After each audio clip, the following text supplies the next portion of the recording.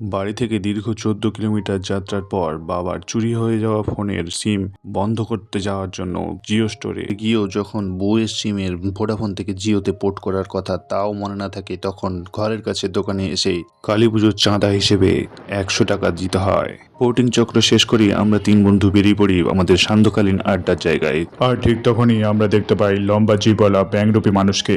অবশ্য এই দীর্ঘ অঙ্গের জন্য সে নিজেকে গর্বিত বলে মনে করে রাত্রিকালীন কাজের জন্য।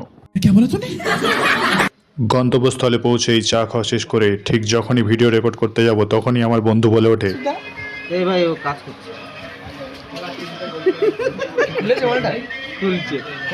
খুলছে টাকা। অত্যন্ত কৌতূহলের সহিত ফরেন লিকারটা চুমুক দিয়ে দিতে সে জিজ্ঞেস করলো আমি আমার এই নতুন ইউটিউব চ্যানেলটা খুলেছি কিনা কিংবা কবে খুলবো। এদিকে পিঠে লাগানো কামড়ে খাওয়া আপেল দিয়ে মোড়া দুটো আই নামক ফোনের ইউজাররা নিজেদের লিংক একে অপরকে শেয়ার করতে ব্যস্ত, কিন্তু প্রোডাক্টটা খুঁজে না পায় বন্ধুর রিয়াকশন।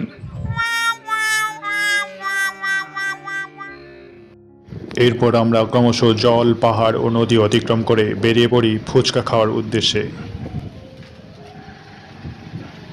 কিন্তু অবশেষে আমাদের মতো কুকুরচন্দ্র কপাল হওয়ায় এখানে ফুচকা স্টলটি সেদিনকার বসেনি।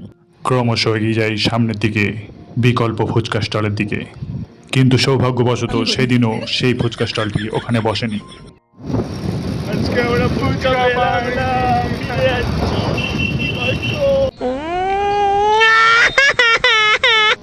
আমাদের এখানে যতবারই এই সিগন্যালটির সামনে দিয়ে গেছি ততবারই দাঁড়াতে হয়েছে।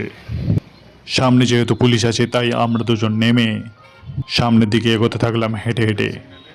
নরক নামক বন্ধু ওরফে হেলমেট না পরায় দুজন যাত্রীকে পুলিশ আটক করে, অথচ স্কুটিতে ৩ জন থাকায় আমরা দুজন পায়ে হেঁটে নেমে পুলিশ কাকুর সামনে দিয়ে ভিডিও করতে করতে এগিয়ে এলাম। যদিও এটা করা উচিত নয়, তোমরা যারা গাড়ি চালাও অবশ্যই নরক নামক বন্ধু ওরফে হেলমেট পরে গাড়ি চালাবে। দেখা হচ্ছে আবারও নতুন কোনো ভিডিওতে, ততক্ষণে জয় শ্রীরামকৃষ্ণ, জয় মা শারদা। সবাইকে আনন্দে রেখো, আনন্দে থেকো।